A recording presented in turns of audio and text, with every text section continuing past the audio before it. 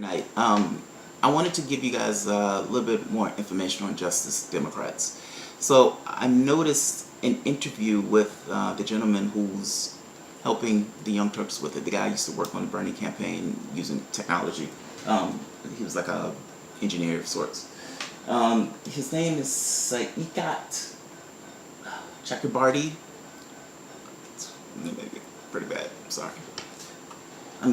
At this point, I'm getting a reputation for being horrible with these names. This was an interview on TYT. So you know technology and they're discussing their plans on organizing. So how to go about doing it. How are we going to organize Justice Democrats? How to organize it. Well, we're going to take a lot of the stuff we learned from the Sanders campaign. That was, I call it a proving model for the whole system. We saw this campaign that was grassroots fueled, grassroots donors, volunteerism, and that was able to out voter contact, outraise, in all these metrics that people spout, it defeated the Hillary Clinton campaign. It defeated this billionaire-backed campaign, right? So we're going to do that same thing, but we're going to take it forward to Congress, and we have to do something that's big. We're going to organize in distributed fashion. We're going to have all the same problems, and we just had our chance to kind of make our mistakes in a lot of ways. Yeah, and you learn, and online, you guys in a sense did a macro A/B test. Yeah, I guess that's all right, yeah. And so there's a lot of lessons that are learned from that. And so, because people might think, well, Hillary Clinton won, so, how successful is the Bernie Sanders campaign?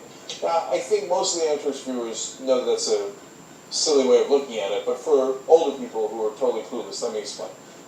So Hillary Clinton had enormous brand name recognition, and in politics, that's actually, unfortunately, the most important thing. Alright, they're kind of going off the rails. I was more curious about what they were planning to do, like what the nuts and bolts. How are you going to do it? Because it's a pretty decent question. I mean, it has to be answered. Right now, under the current model of politics, money rules. Now, it doesn't mean that you can't acquire that money.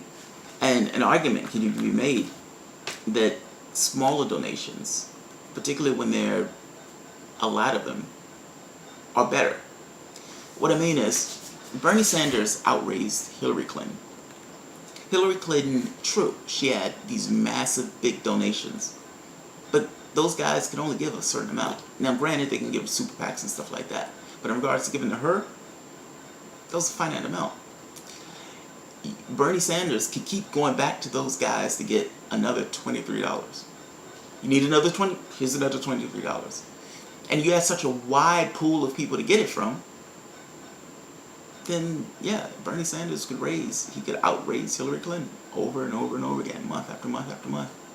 Even when it looked like he wasn't going to win, he was still outraising her. So it's doable.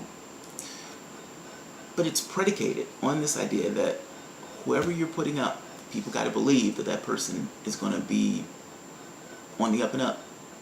And that's going to be out there for them,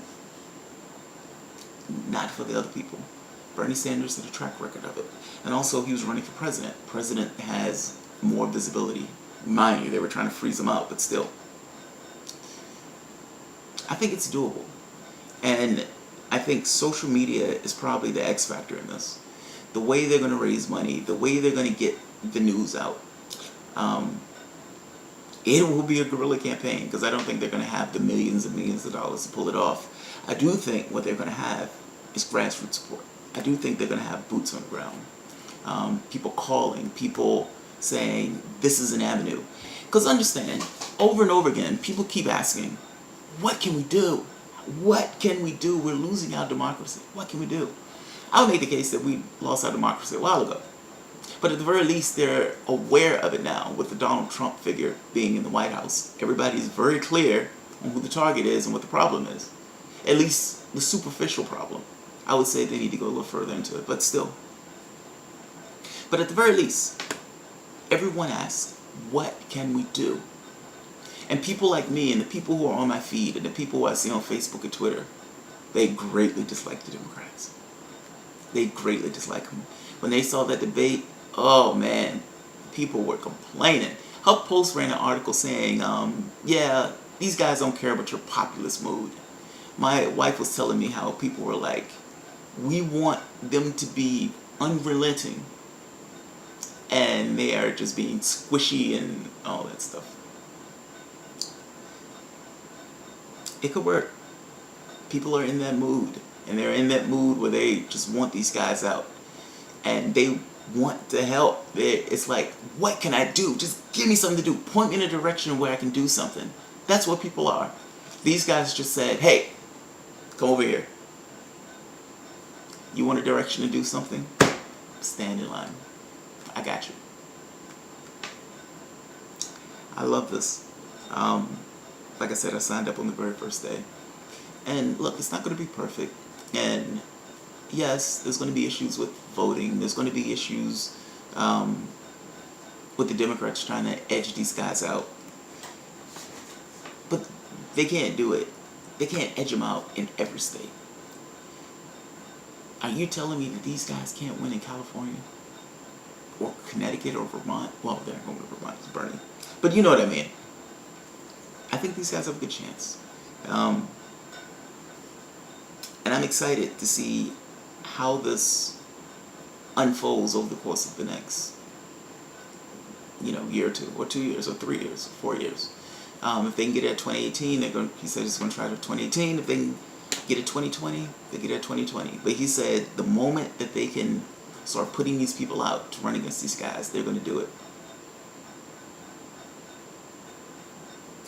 Just wish they would have did it sooner.